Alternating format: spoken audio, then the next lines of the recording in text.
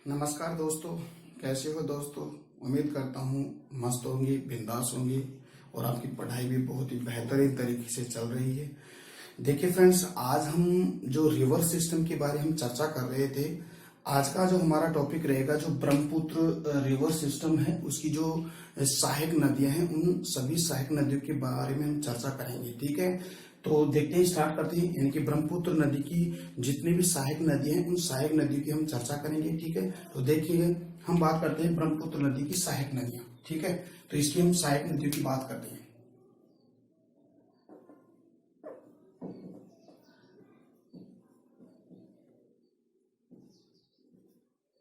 सहायक नदियां, ठीक है, सहायक नदियों की चर्चा अपन करेंगे।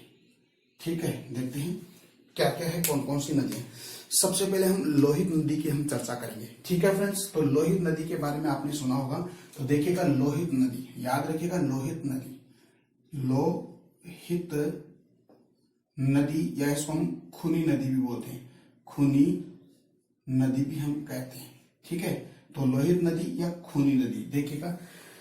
देखिए फ्रेंड्स, जो लोहित नदी है हम उसको खूनी नदी है, जिसका उद्गम होता है वो पूर्वी तिब्बत के जयालु छू पर्वत से इसका क्या होता है, उद्गम होता है। तो सबसे हम बात करते हैं, सबसे पहले हम इसके उद्गम की बात करते हैं। उद्गम देखिएगा, उद्गम की अगर चर्चा करें तो देखिएगा पूर्वी तिब्बत के कौन सा जयालु छू पर्वत रेंज, यानी कि जयालु छू पर्वत। ठीक है, जयालु छू पर्वत, जयालु छू पर्वत से इसका क्या होता है, उद्गम होता है। तो उद्गम कहां से होता है, लोहित नदी का, यानी कि पूर्वी तिब्बत के जयालु छू पर्वत से इसका उद्गम होता है। और देखिएगा ये असम और अरुणाचल प्रदेश में प्रवाहित होती है, यानी कि अरुणाचल प्रदेश और अरुणाचल प्रदेश और असम में प्रवाहित होती है। और अरुणाचल और असम में प्रवाहित होने के बाद में ये किस में मिल जाती है, आपकी ब्रह्मपुत्र नदी के अंदर मिल जाती है। अब देखिएगा आप इसका जो मैप में देखिएगा ये लोहित नदी है। ठीक है, ये लोहित नदी, ये पूरा का पूरा पूर्वी तिब्बत हो गया, और पूर्वी तिब्बत में एक आपका जयालु छू पर्वत है, जयालु छू पर्वत से इसका उद्गम होता है। ये फिर अरुणाचल प्रदेश में प्रवाहित होती है और फिर असम में प्रवाहित, असम के अंदर जाके किसमें मिल जाती है, आपके ब्रह्मपुत्र नदी के अंदर ये क्या मिल जाती है। ठीक है फ्रेंड्स, और इसका जो उपनाम होता है, इसका उपनाम है खूनी नदी, यानी कि इसका उपनाम की अगर चर्चा करें तो इसका उपनाम है, इसको बोलते हैं खूनी नदी भी हम कहते हैं। क्या कहते हैं, खूनी नदी भी कहते हैं। तो डियर फ्रेंड्स, समझ में आई ये बातें। ठीक है, तो पहली नदी कौन सी हो गई आपकी लोहित नदी, या उसको खूनी नदी भी हम कहते हैं। अब देखिए दूसरी नदी है सुबनसिरी नदी। कौन सी है, सुबनसिरी नदी है। तो देखिएगा सुबनसिरी नदी की बात अगर करें, देखिएगा सुबनसिरी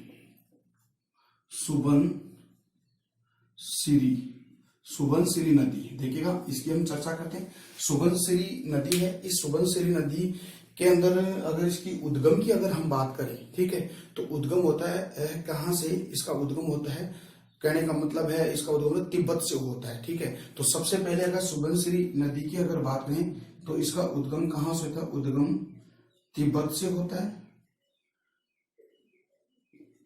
तिब्बत से इसका उद्गम होता है।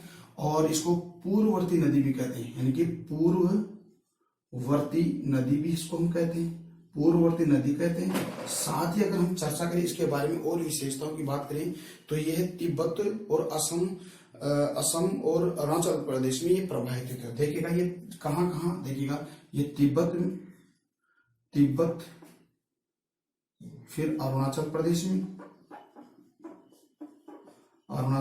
प्रवाहित होती है, और फिर ये असम में प्रवाहित होती है, और असम के अंदर आकर किसमें मिल जाती है, आपके जो ब्रह्मपुत्र नदी है उसमें प्रवाहित हो। देखिएगा ये सुबनसिरी है, ये तिब्बत से निकलती है, फिर ये अरुणाचल प्रदेश में एंटर करती है, अरुणाचल प्रदेश में एंटर करके फिर असम में, असम के अंदर आकर किसी में जाती है, आपकी ब्रह्मपुत्र रिवर में मिल जाती है। तो ये हो गई आपकी सुबनसिरी। इतना ही याद करना है, ज्यादा याद करना नहीं है, ठीक है। और जो मैंने आपको लेफ्ट और राइट की बात बताई, लेफ्ट भाग से ब्रह्मपुत्र नदी में कौन कौन सी नदियां आके मिलती है उसको आप देख लीजिएगा, और राइट हैंड से कौन कौन सी नदियां आके मिलती है राइट भाग से, तो वो कौन, तो वो आपको देख लेना है। और यहाँ से मैं इसको बहुत ही रेयर चांस में आपको ये चीजें बता रहा हूँ, और इसको याद रखिएगा क्योंकि इसकी साइड नदी है, ठीक है। देखते हैं, एक है संकोच नदी। कौन सी है? संकोच नदी। अगली कौन सी? संकोच नदी। देखिएगा,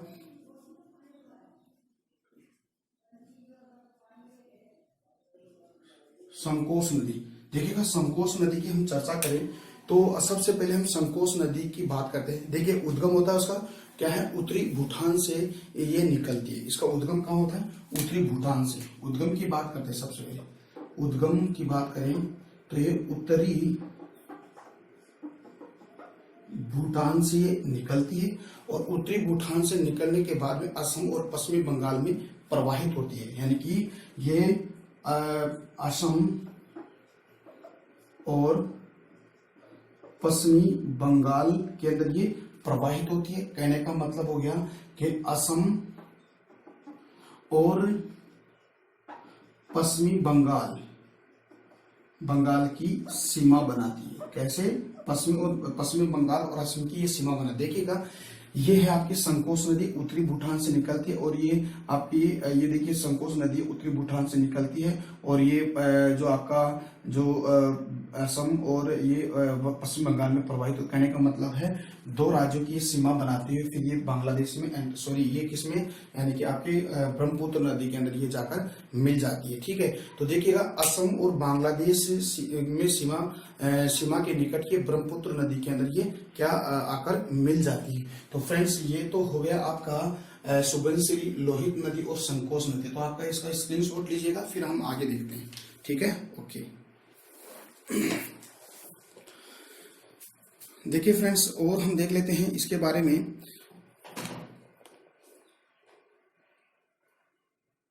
ओके, और देखते हैं इसके बारे में, देखते हैं और इसके बारे में और डिटेल से पढ़ लेते हैं। थोड़ा सा हम इसका और जो इसके मोस्ट एंड इम्पोर्टेंट बातें देखते हैं। देखिएगा, इसके अलावा देखिए, देश का सबसे लंबा जो पुल है उसकी हम बात कर लेते हैं। देखिएगा, देश का सबसे लंबा पुल यानी कि सड़क पुल, तो इसको देखिएगा, देश का सबसे लंबा सड़क पुल, इसको लिखिए, बहुत इंपॉर्टेंट है। यानी कि देश का सबसे लंबा सड़क पुल, ठीक है। ये देश का सबसे लंबा सड़क पुल कौन सा है? इसका नाम है ढोला सादिया पुल, ठीक है। कौन सा है? ढोला सादिया पुल है, और ये कौन सी नदी में? ब्रह्मपुत्र नदी में। ये समथिंग यानी कि 9.15 किलोमीटर ये लंबा है। तो पहला तो मोस्ट इंपोर्टेंट क्या बात है? देश का सबसे लंबा सड़क पुल है, ढोला सादिया पुल है, और ये कहाँ पे है? आपके इसमें ब्रह्मपुत्र नदी में ये 9.15 किलोमीटर ये लंबा है। और देश का सबसे लंबा सड़क रेल पुल है। देखिएगा, देश का सबसे लंबा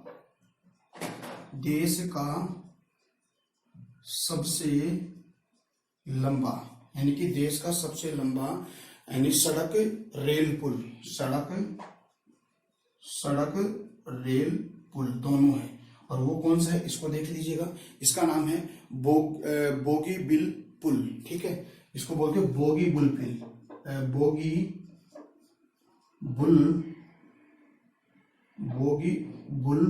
पुल, ऐसे लिखिएगा, यानी कि बोगीबिल पुल, ठीक है। या इसको हम बोगीबिल पुल भी कह सकते हैं, ठीक है। इसको बोगीबिल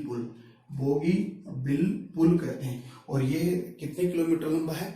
ये 4.94 किलोमीटर ये लंबा है। तो दो फैक्ट आप याद रखें। और ये असम यानी कहने का मतलब आपकी ब्रह्मपुत्र नदी में देश का सबसे लंबा सड़क पुल है, ढोला सादिया पुल है, 9.25 किलोमीटर लंबा है।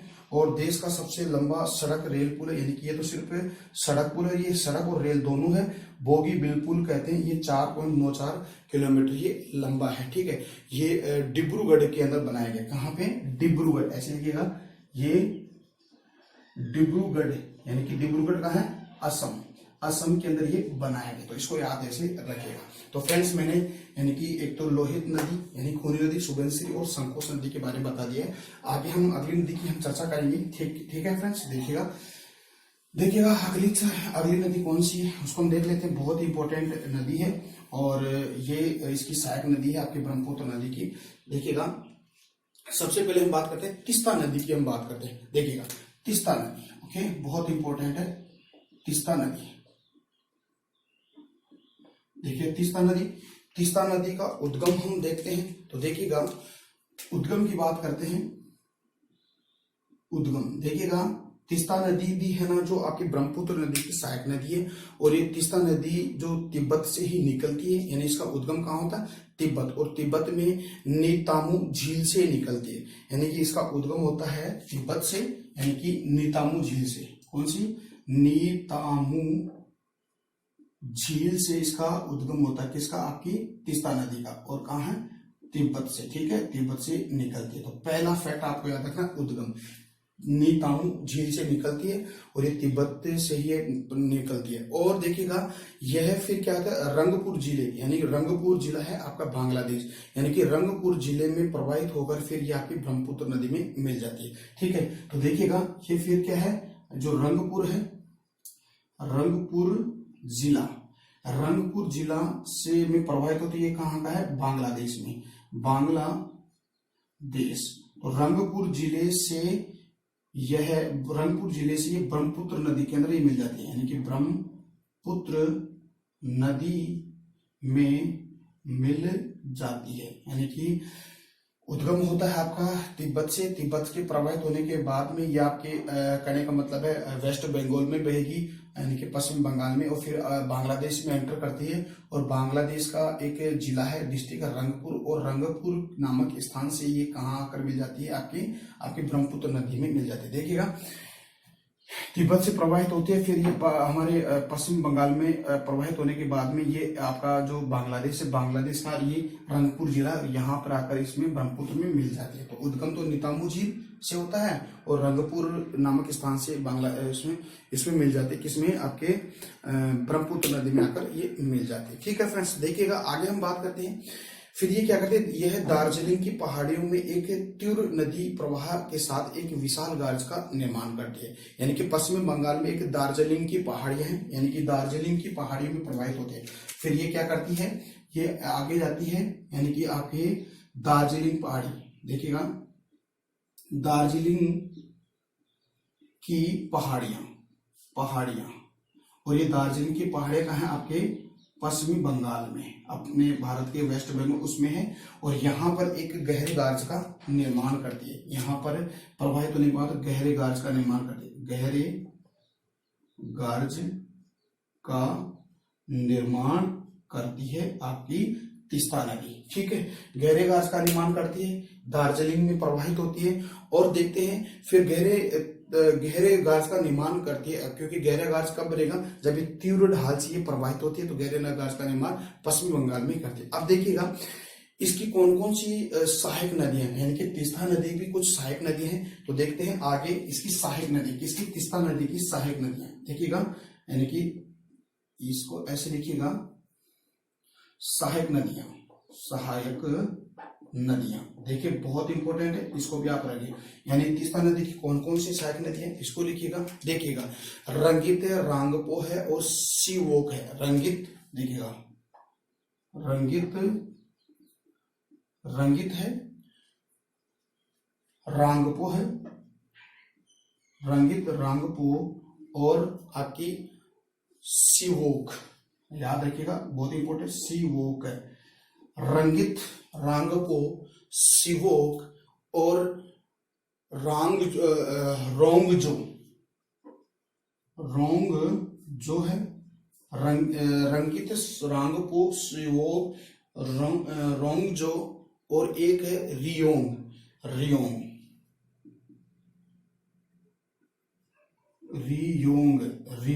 तो ये रंगित, रांगपो, सीवोक, रोंगजो और सियोंग इसकी क्या है, सहायक नदी है। इसके अलावा और भी इसकी सहायक नदी जैसे लिंस है, गीस है और सालदंगा है, यानी कि लिंस है। देखिएगा कैसा है, लिंस, ऐसे लिंस है। और देखें तो गीस है, ठीक है। और एक आपका कौन सी, सालदंगा, ठीक है।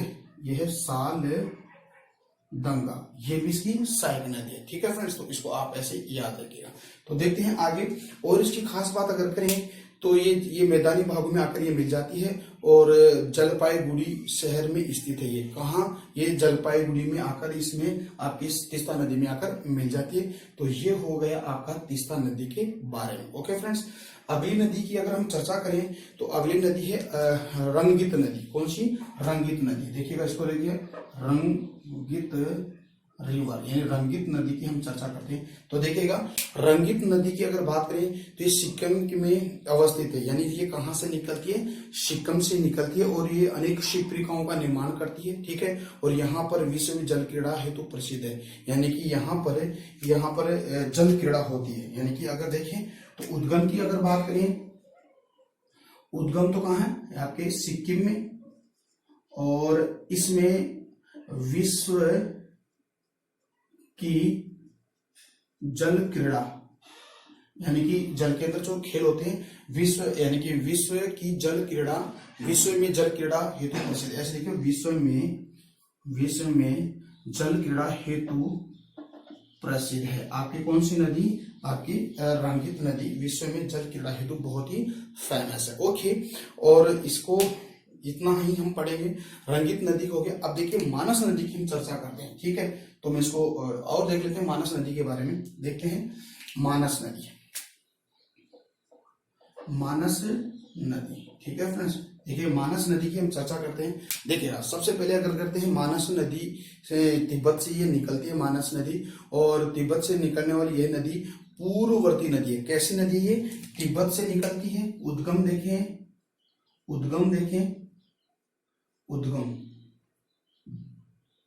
उद्गम है तिब्बत। और इसको पूर्ववर्ती नदी भी कहते हैं, यानी कि पूर्ववर्ती नदी भी कहते हैं। आपको मैंने अनुवर्ती और पूर्ववर्ती नदी के बारे में चर्चा की मैंने, तो वहां पे आप इसको पढ़ सकते हो, ठीक है। तो ये पूर्ववर्ती ये नदी है। और ये कहाँ से निकलती है, तिब्बत से निकलती है। और वृहद हिमालय, यानी कि जो वृहद हिमालय में एक महाखंड का निर्माण, यानी कि कैसे, एक गहरी गाज का ये निर्माण करती है, ठीक है। लघु हिमालय में इसके प्रवेश के पश्चात अनेक नदियां इसमें आकर मिल जाती है। और इसके बाद ये नदी मैदानी क्षेत्रों में आकर कहाँ, आपके ब्रह्मपुत्र नदी के अंदर ये मिल जाती है, ठीक है फ्रेंड्स। तो आप इसका स्क्रीनशॉट लीजिएगा, देखिए 5 सेकंड के लिए। ओके,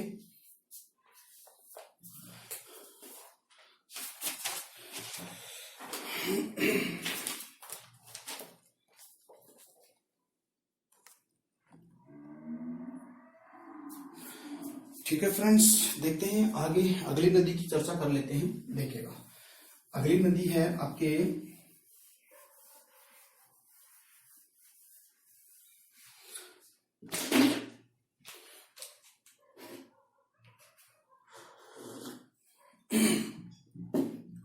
सुबनसिरी नदी की बात करते हैं। कौन सी नदी, सुबनसिरी, ठीक है। देखिएगा सुबनसिरी नदी, देखिएगा सुबनसिरी नदी की हम चर्चा करते हैं। सबसे पहले सुबनसिरी नदी की क्या क्या खास है, यानी कि यह ब्रह्मपुत्र नदी की एक बड़ी सहायक नदी है, यानी कि ब्रह्मपुत्र नदी की सबसे बड़ी सहायक नदी है। इसको यूं लिखिएगा, यानी कि यह है ब्रह्मपुत्र नदी की सबसे बड़ी सहायक नदी है, ठीक है। तो देखिएगा ये सुबनसिरी है, ये सुबनसिरी ब्रह्मपुत्र नदी की सबसे बड़ी सहायक नदी है, ठीक है। और इस नदी का मार्ग क्या है, लंबा है, यानी कि सबसे बड़ी सहायक नदी है। ये पर्वतों से निकलने के बाद ये असम के मैदानों में, यानी कि पर्वतों से निकलने के बाद भी ये असम के मैदानों में प्रवाहित होते हैं, यानी कि असम के मैदान में प्रवाहित होती है। असम के मैदान में ये क्या करते हैं, प्रवाहित होती है। और अगर देखें तो असम के मैदान में प्रवाहित होने के बाद में 160 किलोमीटर की दूरी तक ये प्रवाहित होती है और एक लखीमपुर नामक स्थान पर आकर ये ब्रह्मपुत्र नदी में मिल जाती है। यानी कि असम के लखीमपुर के पास, देखिएगा, असम के कौन सा, लखीमपुर के पास, असम के लखीमपुर के पास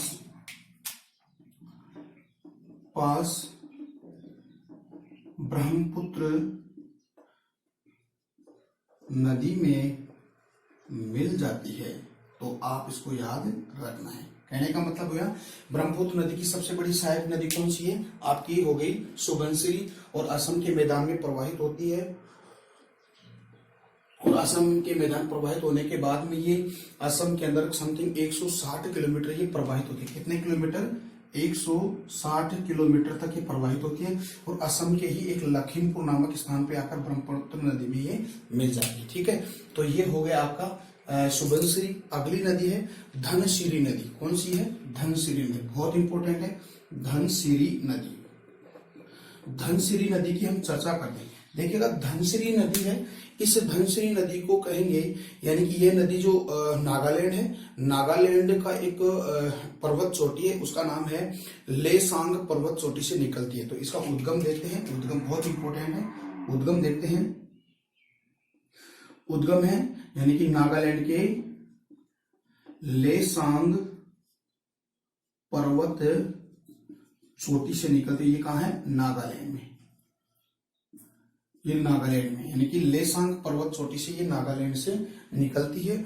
और यह क्या करते हैं, नागालैंड के दीमापुर और असम के गोलाघाट जिले में प्रवाहित होते हैं। यानी कि देखिएगा, प्रवाहित कहाँ कहाँ होती है, देखिएगा ये प्रवाहित कहाँ होती है। एक तो आपका दीमापुर, यानी कि दीमापुर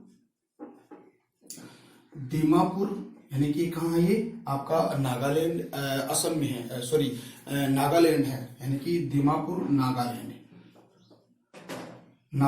और आपका जो असम के अंदर कौन सा है, गोलाघाट यानी कि ये असम में है। तो ये असम और नागालैंड में प्रवाहित, असम के तो दीमापुर में और गोलाघाट असम में ये प्रवाहित होती है। और ये कम से कम 352 किलोमीटर प्रवाहित होने के बाद में, यानी कि 352 किलोमीटर प्रवाहित होने के बाद ये ब्रह्मपुत्र में मिल जाती है, ब्रह्मपुत्र में मिल जाती है। ठीक है फ्रेंड्स, मिल जाती है। तो इसको आप ऐसे याद रखिएगा। ठीक है फ्रेंड्स, तो देखिए फ्रेंड्स, आज हम इतना ही पढ़ेंगे। तो आपको वीडियो कैसा लगा, उम्मीद करता हूँ कि अच्छा लगा है। तो हम फिर कल मिलते हैं एक नए टॉपिक के साथ। तब तक के लिए मेरे को इजाजत दीजिएगा। और जो आज का जो टॉपिक रह गया है उसको हम कल क्लियर करते हैं। कुछ नदियां रह गई इसकी सहायक नदी। नमस्कार, जय हिंद, जय भारत, बाय बाय।